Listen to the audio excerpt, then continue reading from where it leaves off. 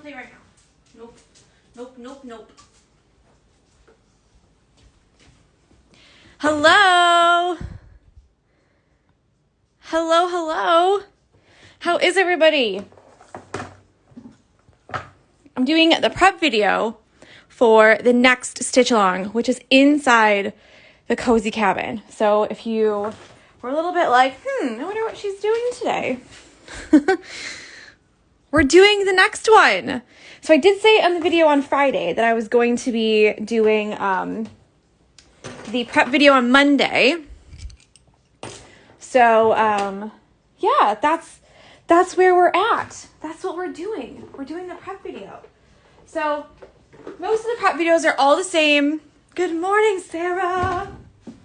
But I like to go through all of them anyways, all the different materials, etc., etc.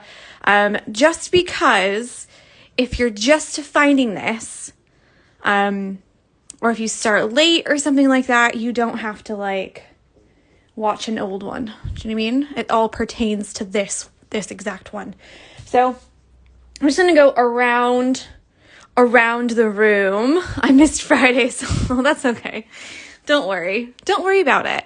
Actually, they're not on YouTube yet, because we were so busy all day. We were actually at home for a lot of the time, so I didn't actually have a chance to put it up on the internet, because I wasn't home.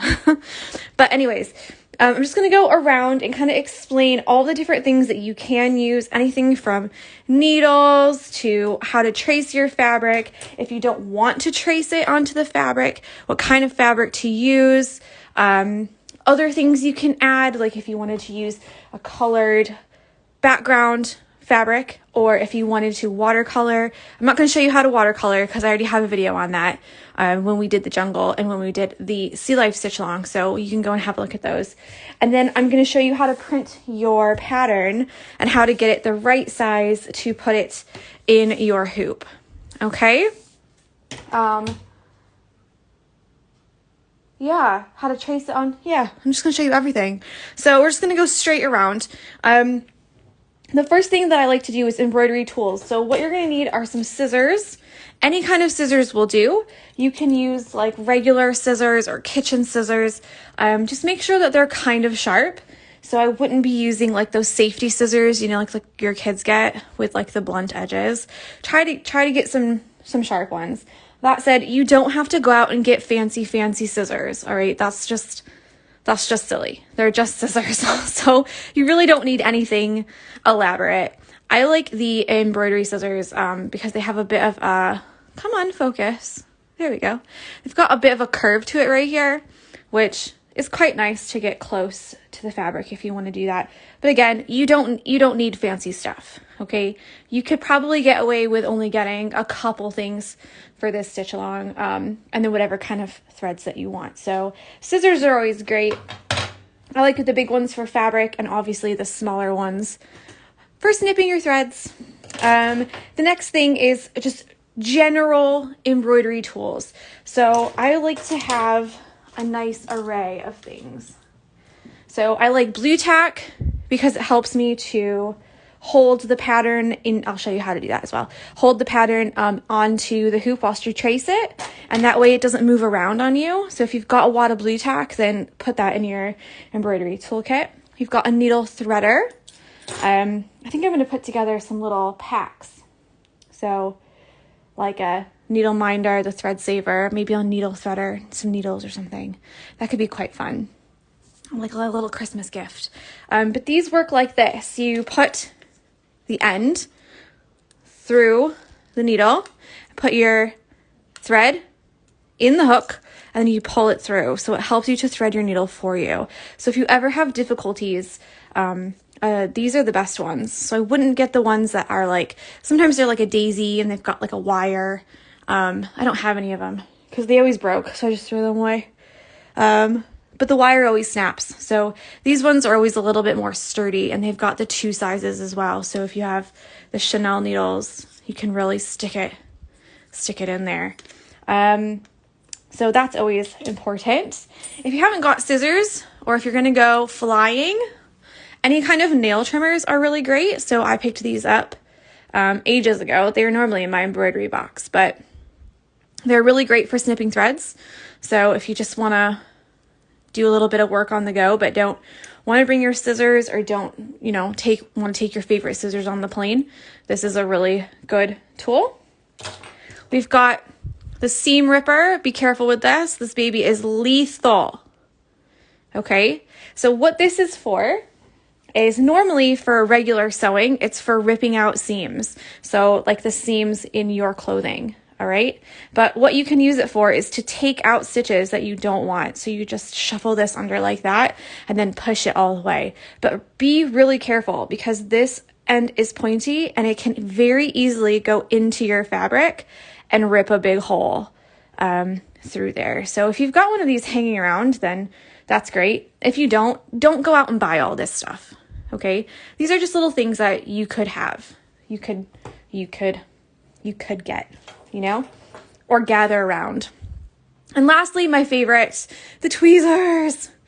Okay, these are not special embroidery tweezers. They're just from like Sainsbury's or Boots or something. I forget where, but they're just the regular Revlon brand. But they're really great if you do end up cutting something out and you need to pick out all of those little stitches. Because on the back, you can see some of them are really small, and having to sit there and like, I almost just said finger, but like, you know what I mean? Try and like finagle, hi George, them out. This is like way better. So these are super good for embroidery. So that's pretty much all of the tools, quote unquote tools. What's wrong with you, Jessie? She just started like, towards the window, like she's gonna come and pounce on something. Let's talk about needles. Needles are like my favorite because you can really change your stitching just by changing your needle. I always recommend the 1 to 5 pack from DMC because you get the really, really small ones, you get a medium, and the actual, the long ones I've given away. So I don't have those as a sample, but you get a nice array. And if you break one, you have extras. I like mine. Well, the ones that I like to use more like, I got in an antique sewing box that I bought. So I actually haven't found any that are quite like it. But what you want to do is we're going to match the shaft and the thickness of the needle here with how many threads we have. So when we have all 6 strands, I tend to use a bigger one because it makes a bigger hole. Do you see? Whereas when I use just 1 strand, I'll use a thinner needle because it makes a smaller hole. Yeah? So it's nice to have an array of needles to choose from. And that way, maybe you can see it better on that. How this one's much thinner and this one's much thicker. And what happens is if you make too big of a hole with your needle, so if you've got a really big fat needle and you're like, oh, this is perfect, I can hold on to it really well. But when you're stitching with it, it seems like your stitches move around a lot inside the hole that your needle has put in your fabric. That's because your needle is too thick for the amount of strands that you have. So try a thinner needle. Now, sometimes it will make it harder to thread. Sometimes it'll be a big shock going from a really thick needle to a really thin one. But just slow down your stitching, and really, it does make a really big difference. So I've got 3 that I use the most here. So we've got kind of 3, 4, 5, and 6 strands. Then we've got 2 or 3 strands. And then we've got 1 or 2 strands. And so those are the ones that I tend to use the most. This here is just a blunt tapestry needle. And that's when I do like the woven wagon wheel roses or something like that, because it's not sharp. So it won't go through my threads. It's really easy to like do weaving and stuff like that with those. So if you see those and you know you want to do a lot of weaving, then grab one of those too. The other thing that a lot of stitchers like to use are these Chanel needles, and they're a little bit different. So if you have a look at the ones that I use and these ones, Chanel needles have a thicker shaft all the way down. They have a bigger eye here, and they are pointy. So they're not blunt. Some people really love these, and they do all their stitching with these, no matter how many strands. That's just what they like. So it just kind of depends on, there we go. It just kind of depends on what you like, and just try a couple different ones. Needles aren't that expensive, so even if you buy 3 packs, you know, and you spend £5 or $5, it's kind of like, it's better because then you'll find what you like. Does that make sense? So yeah, it really is helpful. So there's needles. We're going to talk a little bit about pens now, and then we'll go on to fabrics and how to transfer your pattern onto the hoop. So let's get a little piece of scrap, and I can show you how each of these look. I always end up throwing away the one that I scrap, the one that I test out, you know? And then I'm like, oh, I shouldn't have thrown that away, because I could have used that. Could have used that for next time. Good morning. Okay, so the first one, everyone's got them in their house, and that's a pencil, just a regular pencil. So I like to tell you the pros and cons of each one, and then you can choose for yourself which one you would like to try, okay? Some people swear by pencils, and that's all they use. So it's not impossible to do the entire thing with a pencil. You know what I mean? So for a pencil, the pros is that you have one already. They make a decent line, which this one is an HV, so it's not very, very dark. The cons are that you cannot erase it on the fabric, because once you put your stitches on there, if you don't cover your pencil line, or if you go a little bit astray, say, you can't erase it and change it. You know what I mean? Those lines are going to be there. It also works better on lighter colored fabric. So if you had a darker color like that dark gray over there, you're not going to be able to use a pencil. You'll have to find something else. So I always like to start with a pencil because everyone's got it. Everyone knows. The second one I've got is the Caring Water Erasable Marker. Now, these are normally in craft shops. You can find them on Amazon as well. Maybe not this brand, but yeah, but these are great because you can get them really easy. I think they're like a £1 or £1.50. So they're not very expensive, but you do have to erase them with water. So you do have to get your project wet. They normally come in like blue. I've seen purple, I've seen green. They make a little bit of a thicker line like that. And you do have to really soak your fabric. So when I first started, I tried to just use like a spray bottle and just kind of like spray it a little bit. And you get like a water ring around because you have to really wash the ink out of your fabric, if that makes any sense. Okay.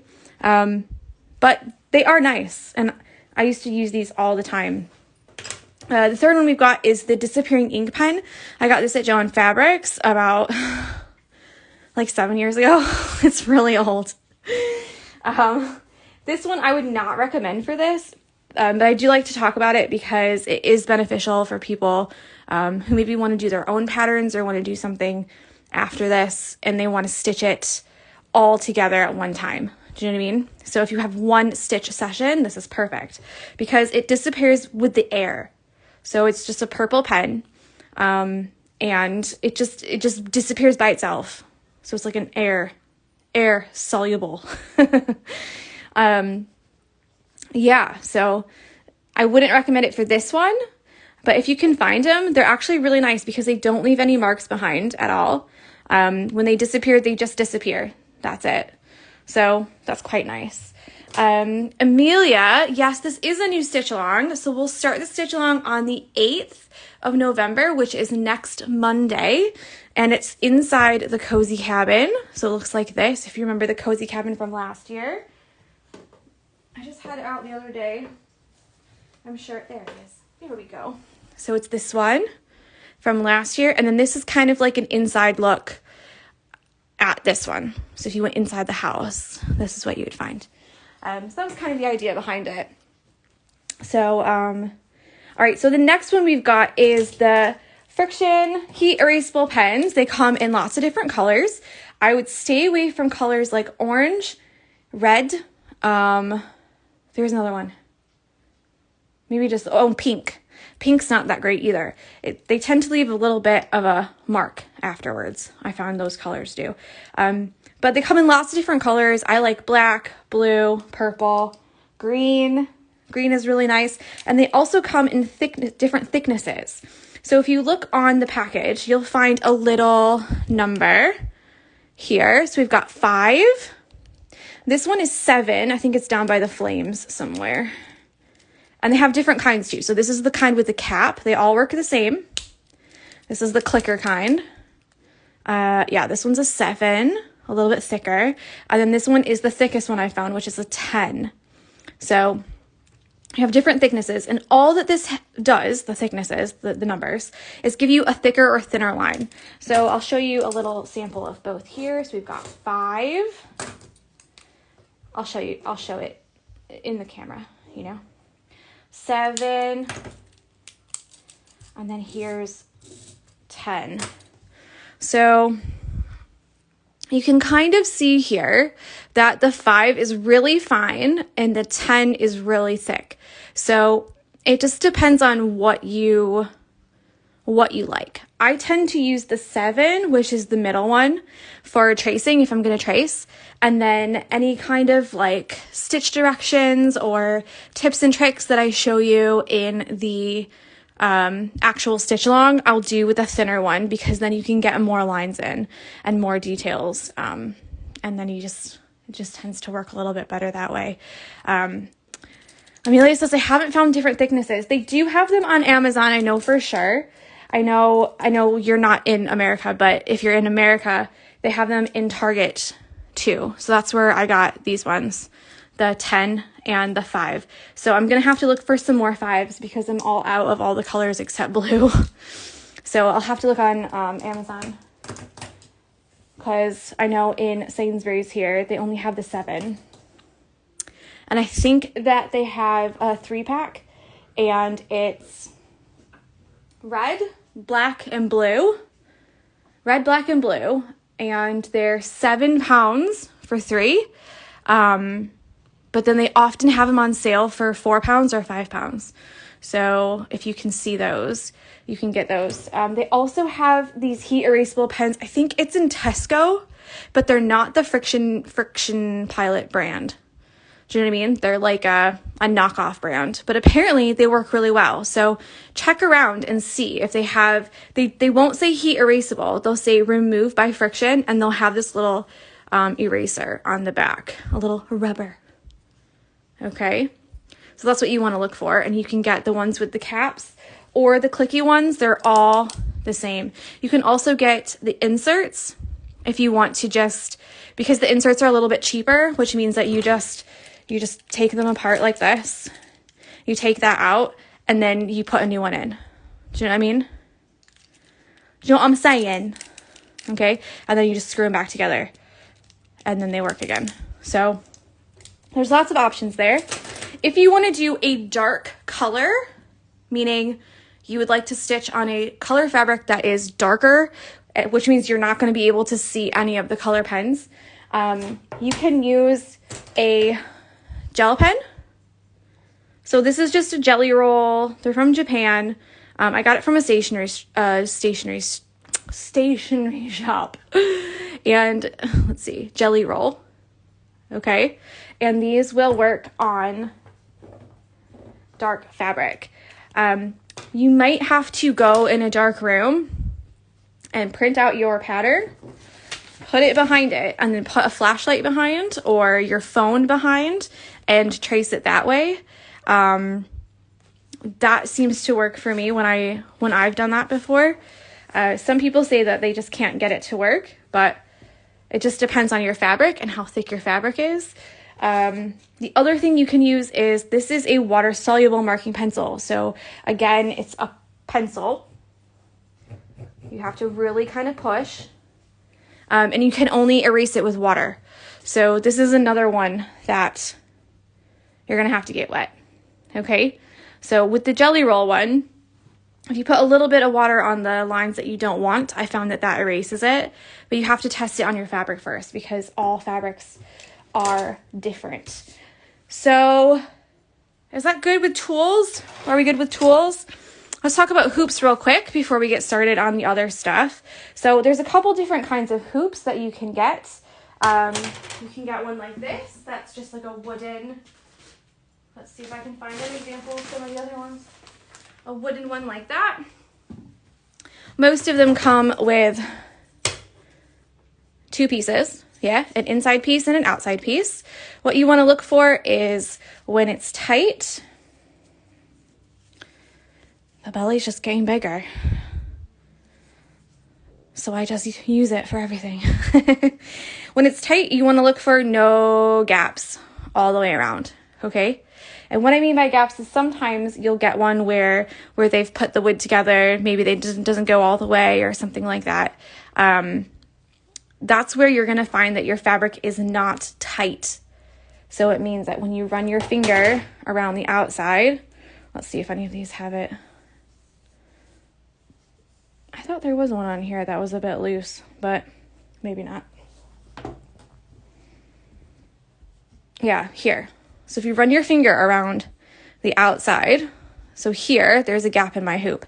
So what I can do is mark it on here and then wrap it with like washi tape, athletic tape, something like that, and that will solve that problem. Sometimes it's better to just wrap the whole dang hoop. Do you know what I mean? Especially if you know that you're going to use that a lot. So for this one, this is the only hoop that I had for this. And what I did is you just cut the perfect belly shelf. Yeah, literally. Is you just cut strips of cotton about this wide, maybe like an inch or an inch and a half, and you wrap the whole hoop. And that helps so that there's no gaps in your fabric. There's no gaps between your hoops here. And so as you run your finger around, you should have no problems at all. Yeah, I never finished this, so surprise. But yeah, so that's how you can solve like a hoop that maybe is not behaving how you want it to, if you know what I mean. And sometimes you'll just have that. So it's not any kind of like, oh, I bought a cheap one or anything like that. It can happen with a lot of them, so don't worry. You can also get more like a hardwood hoop like this. They're a little bit more expensive. This one was an oval one, so I paid more for it. But they all kind of work the same. Sometimes they have, let's see if I can get, you can also get plastic hoops. Let's see if I've got a plastic one. I'll show you. And the plastic ones are quite nice because a lot of them have like an edge like that. But they all kind of work the same, so I'll show you how. So what you need to do is take them apart, and some of them might have a little screw, an extra screw on the other side. Some of them will have no screw. It just depends. Yeah? So you take them apart like that. Same with this one. You just unscrew it. Sometimes they'll have a screwdriver mark that you can really get it tight. Sometimes they don't, whereas I just use pliers for that. This was the free stitch along in the Facebook group from last year. So I don't know if it's still there or not, but you can have a look if you join the Barmy Foxes on Facebook. I'm supposed to put a free autumn pattern in this week as well. So there should be that. And I know there's going to be a free Christmas pattern. So there you go. Just free stuff for everyone. Okay, so what I like to do, okay, is you put your hoop down first. We'll talk about fabric right after this, because I don't really recommend any color per se. You can choose whatever color you want to. But there are some tips and tricks, so I'll talk about that in a minute. So what we do is you put the other one, the outer one, put the other one on top. And you're going to tighten it just a little bit. And I like to leave about this much around, but this all depends on what you want to do with it. So have a think about what you want to do with it afterwards. If you want to make this into a banner, then I wouldn't do it this way, and I wouldn't cut this circle like this. Do you know what I mean? But I'm going to leave mine in the hoop, so that's why I cut mine in a circle. So it depends on what you want to do. Yeah. It depends on what you want to do. If you want to do, because I know someone's going to ask, if you want to do like a banner or something, I would probably recommend like a Q-snap frame like this. It's made of PVC pipe, and you can take it apart and have all these different configurations. And then these things here pop off. I can never do it because they're so tight. These right here pop off, and you put your fabric on and then put these right here back on, and then it makes it into a square, and then you can stitch it like that. But yeah, that's called a Q-snap frame. All right, so what we do is we put this in like this, and we're going to tighten it like halfway. And then what you're going to do is, and I do this even if I don't have a belly, is you put this part right here against your belly like this, and you use both hands and you pull this down. Yeah, you can make it into a cushion. Definitely. And there's all kinds of things that you can do to make it so that if you make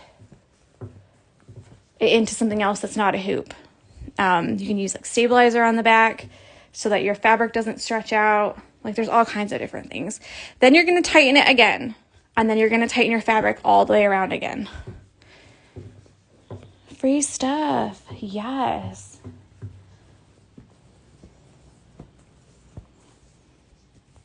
Hopefully all the past stick and stitch packs and patterns of the month will be in the shop today too. I've got to do that. I need an assistant. I need an administrative assistant. That's what I need. To just do stuff on the computer for me. Upload the videos. Make all the things. Okay, and what you're looking for, gosh, that looks so pretty. What you're looking for is, if you listen, it makes a drum sound. So your fabric should be straight like this and taut the entire time, okay? So what we do not want to see is any kind of like sagging. Like, let's just pull this a little bit. Maybe not that one, because I can't.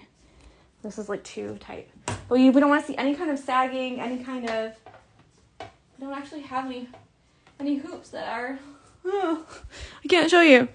But any kind of like rippling fabric, anything like that, tighten it up. I don't want to see it. We want to have it nice and straight. So what I like to do before each stitch session, so before the stitch along, is normally I'll take it off my stand, my embroidery stand, okay? Take it off of here, and I'll tighten it all the way up, all the way around, and give the hardware at the top a little yank, just to twist it. And just to make sure that it's nice and tight, because what happens is you stitch on it and it's loose, and then you've basically stitched your fabric to stay like that. You're never going to get it tight again, okay? And that's kind of a shame, because you're going to spend a lot of time on it. We're going to do a lot of work on it. So we want to make sure that it's tight all the time. So that's how to put it in the hoops. Now let's talk about fabric. This fabric here is just 100% cotton. Can you see? It's got a tighter kind of grain to it. This here is a linen. So if you can see, it's a little bit looser, meaning that it's not woven as tight, and you can actually see a little bit of texture in the fabric. Can you see? Do you see? Do you see? What's that from a movie or something, isn't it? Okay, so the same with this one. This one is also a linen.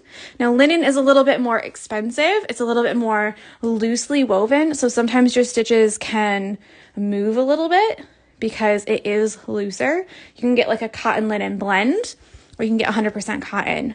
So the easiest one, so if you're in America, you can go to Joann Fabrics, and you can go into the quilting section, and they've got the Country Classics Quilting Solids. I think that's what it's called.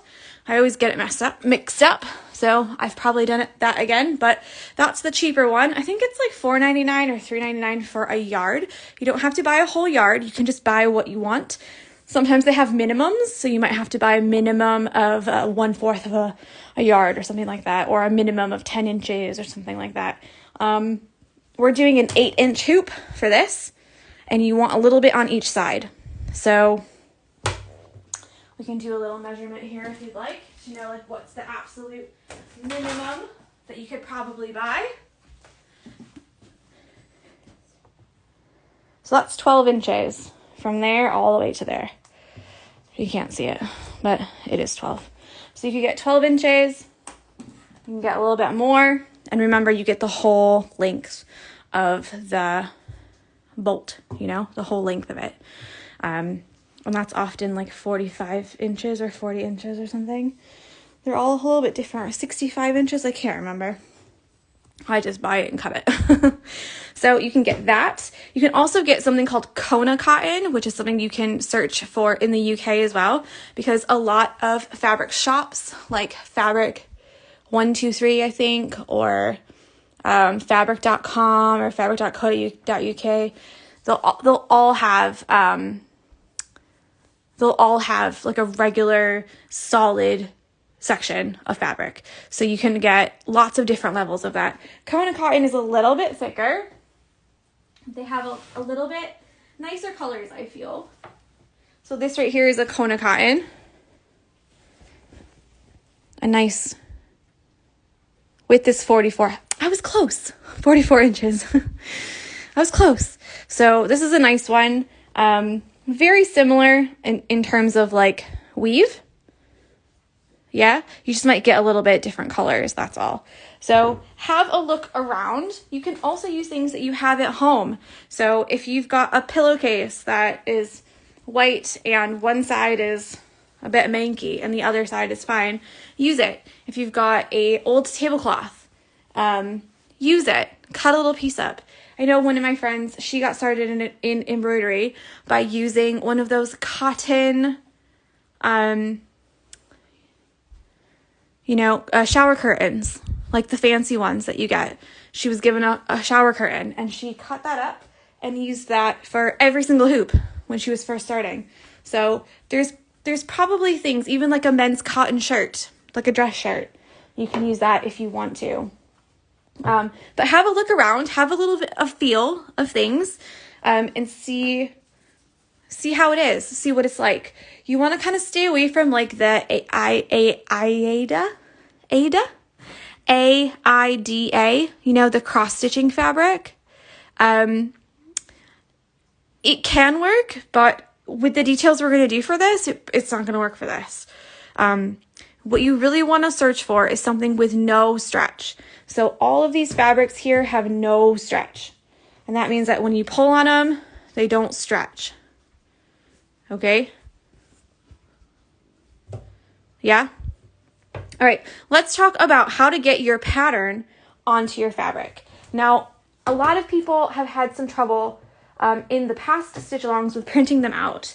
And normally, when you print it out on your computer, and I'm going to bring my computer over here. Let me just be quiet with that. So normally, when you print it out, can you just move? Thanks. All right, so we've got my pattern here. This is the whole document that you get. There's like a little intro, and it tells you all the dates and the times and everything. All the materials. So if you are a little bit like, I don't want to watch the whole video, then you can kind of read through this. And that will tell you what to get. And then at the bottom, there's the pattern by itself. If you bought this on Etsy, it's 2 separate files because of the file size. If you bought it on my website, it's all together. Okay, so, and then on the very bottom here, there's like a suggested colored in copy. So I don't tell you the color numbers. You can choose those on your own. And the reason I do this is because if I did that, there would be daily reminder to drink some water via Jessie. If I did that, there would be like 50 colors because by the time that you picked all the different things, it's too many. And this is to make it more accessible for everyone. So you can make 1 color for your rug. You can make 7 colors for your rug. You can do 1 color for your basket. You can do 3 colors for your basket. It's the same for everything, for the wood, for the leaves on the tree, for the tree skirt stand thing, for the presents. Like, you're supposed to make it your own. Okay, this isn't like the Anchor Stitch Along where we all have the same colors, we all stitch the same thing, we all make the same thing. Okay, I give you the pattern, and then you can do whatever you want. So if you want a gray fireplace, girl, get your gray fireplace. If you always dreamed of a red brick one, get your red brick one. Find a nice red brick color. If you wanted to do a white one, then do a white one. You know, your stockings. You don't have to do stockings. You could omit them entirely. Just draw a line from one side to the other. Do you know what I mean? Like, there's so many things that you can do to make it your own. Okay, so back to what I was saying. We're going to go to the pattern page. I talk too much. Go back to the pattern page. It looks like this, a little bit more simple. Okay, and notice that is because we've got I'm going to call them the sticks, all right? The branches of the tree, just the stick part. And then we also have this kind of back and forth for the string of lights. So I just want to clarify really quickly. This is what it's going to look like when it's finished. Okay, but drawing all that in and having you trace it was too confusing. So you're just going to trace the lines for each of the branches, or like the stick part, you know, like the brown stick part. And we'll add in all of the, like the pine needles or the leaves or whatever you want to call them, on our own. And then you're also going to draw this kind of string of lights one. Okay. I know it looks a little bit like that does not look like this. Tori, what are you on?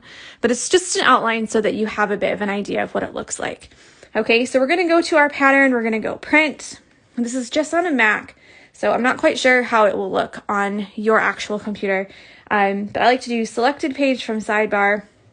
And if you notice here, it's going to go, my screen's going to go, wah, wah. But if you noticed here, the default setting here is scale to fit. And it's print entire image, but here, the scale says 96%. When you print that out, I printed one out already. Oh, I put it in the thing.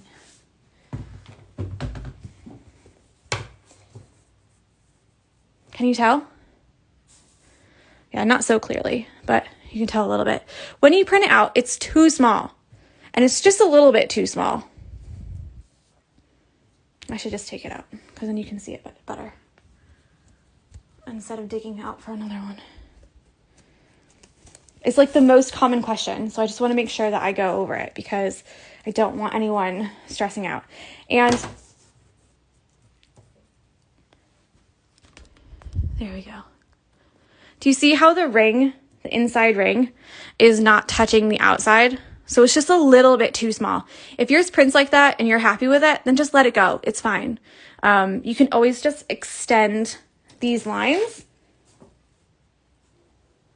Yeah? On your pattern, on your fabric. Just extend them to make them fit. Okay? But if it really bothers you and you want it to be exactly to the edge, what you're going to do is pick scale. And you're going to pick 100. So this is what I mean when I say print it out at 100. 100% is the actual size of the image that I put in the document. Does that make sense? So when you push print, you'll get one like this. And if you measure it, it's also not 8 inches. It's because embroidery hoops are measured from outside corner to outside corner. So actually, all your 6-inch hoops that you're getting are not really 6 inches. They're a little bit more or a little bit less. So if you go from here to here,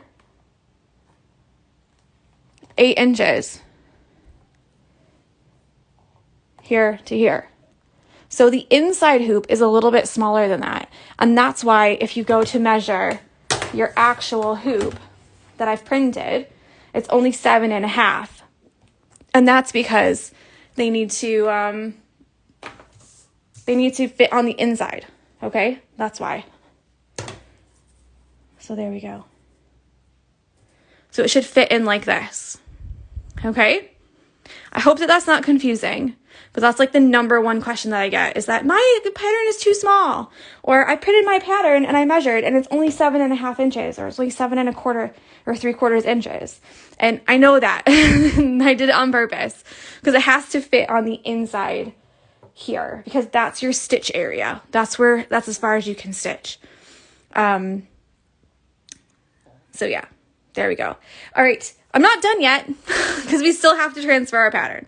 So I printed one out and I cut it out. It's just right here. Should have probably left that in the hoop, Tori?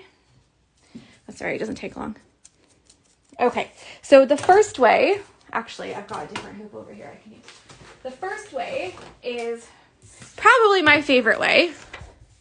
I'm not going to use this fabric. This was just a sample from the last time. But the first way is you take your pattern, let's zoom out again so you can see. You take your pattern and you put it on the inside like this.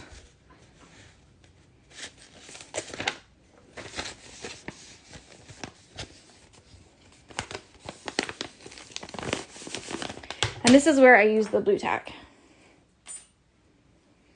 You see it way better with the white fabric. So you take your blue tack like that. And you want to put it up onto the wood part. And this is just to hold it in place. So you can whip it around. Okay? And it doesn't move. All right, so what you do is you can put it up to a window like this. I just put my fingers behind it. And you can trace it right on there. Okay? That's the first way. And normally I use the Pilot friction pens.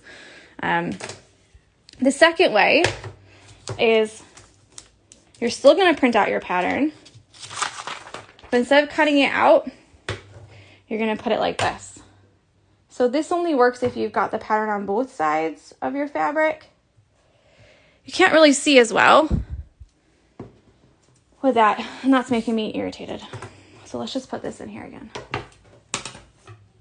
So you can see it way better on white fabric, and you can see that it works. You can also use like a light behind if it's a little bit too dark for you. I use the glue pen that I use for English paper piecing. It works perfect. Oh, nice. That's good. Okay. Back in business, guys. Sorry. This is just like an old like pillowcase or sheet that I got from a vintage store. Like in a fabric pack. And so it's a little bit thicker than what I would normally use, and that's why I didn't use it for the last one. But yeah, so you put it over here like this, and line it up, and you can trace it directly on the inside here. The only problem with this is that what I like to do is I like to hold my hoops like this when I stitch, if I'm not using the hoop stand. So you can see I kind of put my fingers on the inside edge, which means if you do it this way and you've traced it on here, you're going to have to take your fabric out, flip it over, yeah, so that the pattern's on the top, and then do it like that. Some people, they like to stitch like this way, like they hold it like this instead, and that just depends on what you like to do. So try it. If you don't like it, you can always flip it. I just found that that's what I like, so that's what I like. The third way is very similar to this, except you're going to tape this to a window. Okay, and then you're going to put this here up against the window, and you can see when I put it up to the light, let's just like that. When I put it up to the light, you can see it so clearly. So what I usually do is print it out, put it on the inside, use my blue tack, put it up to the light, and then use my fingers like that and trace and do that. Okay. Now, if you do not have a printer and you're like, oh, that means I can't do this, you can still do the stitch along, I promise you. Okay, the first way is if you've got an iPad. Not everybody has iPads, so it's okay if you don't. I have another way too, so don't worry. I got you. And you can zoom in and out on your screen to get it to be the right size.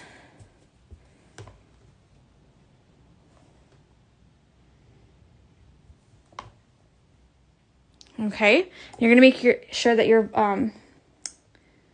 what's it called? Brightness is all the way up. You can also download apps like Lightbox, which make your screen way brighter. It literally makes it like a light box. And And the other thing is that I like to put the hardware on the very top and try and center it so I don't have to mess about later, you know, with trying to like line things up or anything like that. So again, you can trace like that. A lot of people have asked how to make your screen not move, and that is through guided access. So you're going to go to settings. This is how mine is. Mine is a little bit older. I probably need a new iPad if I'm being completely honest. Bigger, obviously, because I find it a little bit small, because I got the smallest one. But you're going to go to accessibility, which is just here, and go all the way down to the bottom and turn on guided access. And you have some passcode settings and all this kind of thing too. So you go to your PDF or whatever, wherever you have it. And for me, it's you triple click the button at the bottom here. And you can make a square or a circle around the areas that you want to freeze. And for me, I put it most of the thing, and you push start and you enter a passcode. So whatever passcode you want to enter. And then that's what it is. So anything that's in here now, you cannot move. So you can't make it bigger. You can't make it smaller. Anything on the outside, which is the gray, outside the gray, you can touch and it will do stuff. So you have to be a little bit careful because it won't do the entire screen. But it does work. So for this right here, because it makes your screen a little bit gray, do you see? You need to go into a dark room. So go into a room and close all the blinds, close the windows, turn off the lights and everything, and it will make your screen so much brighter. Okay? And then to stop, you do the 3 buttons again. Again, figure out which one that you've got, which iPad you've got, because a lot of the iPads don't have the button anymore. So you might have, it might be like a triple click on the home button, the on and off button, or something like that. Like, it just depends on which one you have. So yeah, so there's that way. And the other way, if you don't have an iPad, is the bit of a rogue way, is you can use your laptop or computer screen. And I did this for years before I actually got an iPad or a printer. And this is a little bit tricky, but you do have to do it in 2 sections. So do the size that you want. So you have to make it bigger or make it smaller. Okay, so for me, that's the zoom in and out. Put it here like that when you've got the right size.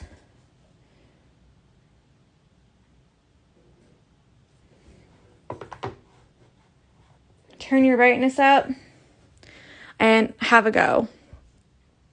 Okay, so yeah, there's a lot of different ways that you can do it. I think I've just told you like 6, but I really want it to be accessible for everyone. So I really want people to be able to do it if they want to do it, and not let things like, I don't have an iPad. Honey, you don't need an iPad. You don't need one. Or I haven't got printer. You don't need a printer. Hopefully you have a computer at home, which that's a little bit presumptuous because I know a lot of people don't have computers still, which is fine. Like, that's a privilege. But yeah, it's just, there's ways that you can get around it. So hopefully. The other thing is that you cannot download your patterns from Etsy in the Etsy app anymore. So it's been like this for about 2 years now, but for some reason, I don't know why they've changed it, but you need to go to your internet browser and log in, and you'll find on the side there's a downloads, and you can find all your downloads there. So let's see. Is there anything else? Whew. I think that's it, guys. I think that's all. My normal spiel. Yeah. Oh, colors. I didn't talk about colors. Oh gosh, I've only got 10 minutes. Okay. So for colors, the easiest thing to do is to get all of your colors out. So get all the colors that you want to use, like every single one. Just get all of them out. And then what you're going to do, I'm just moving some things around so I can actually get to my threads because they're all buried.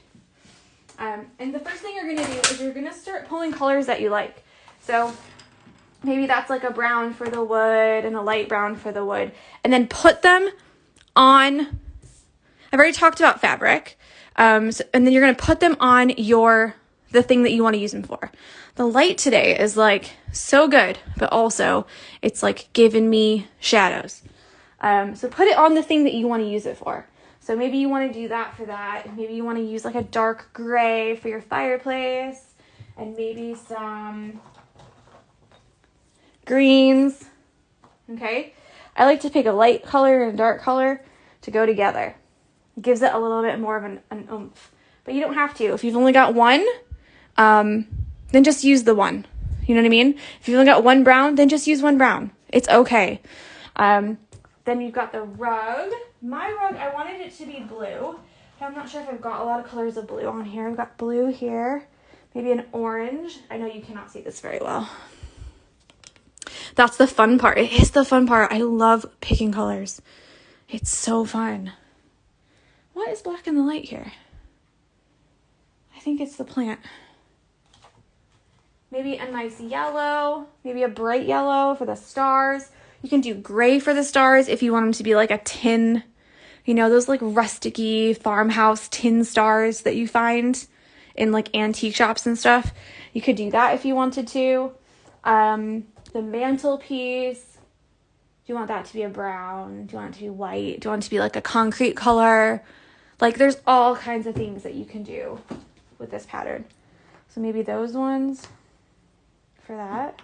For the rug, then we've got like an orange and a red and a yellow for the fire.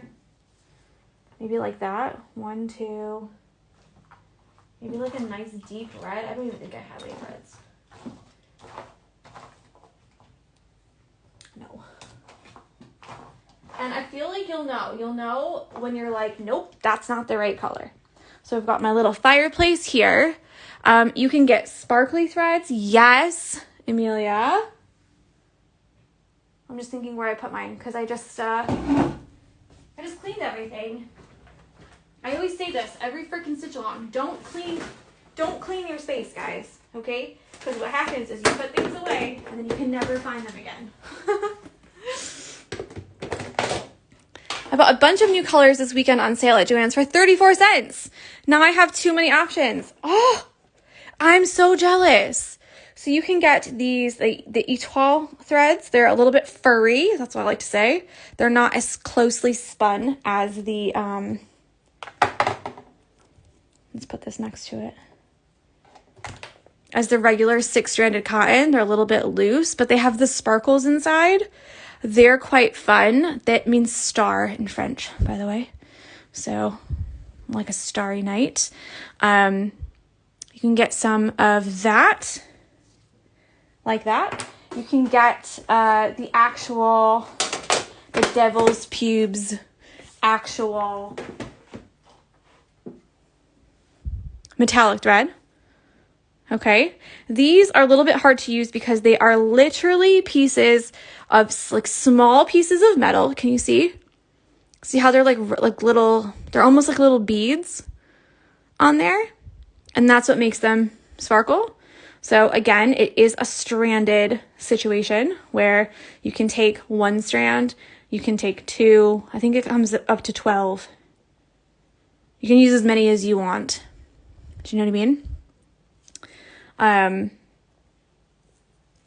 So yeah, there's that. There's another kind. I'm trying to think of where it is, but there's like a lame, I think it's called.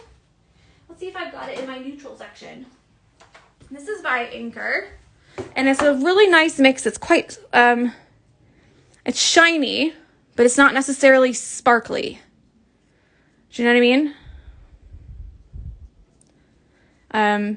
But it's also nice to work with. I think there's only 4 in this.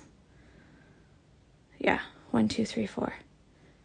But a nice, like, middle ground, if you know what I mean.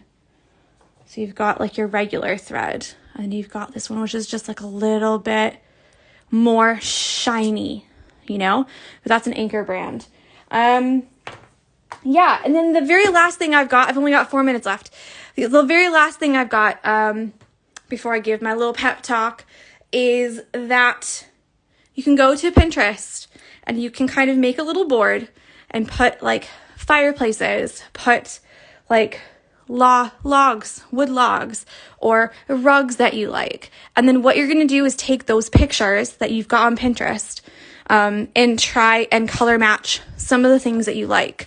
So maybe you've got like presents and you want to make your presents look like, you know, brown paper with silver stars or something. You don't have to make the lines like I've made or the bow.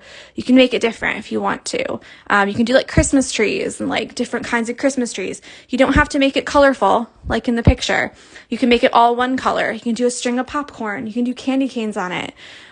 There's all kinds of things that you can do to try and make it your own. So please don't stress about picking colors. You can do it. And then what I normally like to do, so these colors are for the fire, so they'll be different. I like to put all the colors together and see if you've got a nice cohesive group. So if you've got any that really stick out, like maybe you've got like a hot pink that you picked for something and you're like, wow, that color pink doesn't really go. I'm going to pick something else. Then you can pick maybe like a more muted tone, or maybe you want to do bright everything. And then you've got this like one really dark blue or something. Maybe pick a brighter color blue.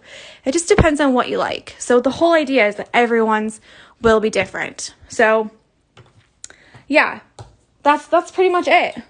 So on that note, everyone's will be different. Some people have been stitching for years.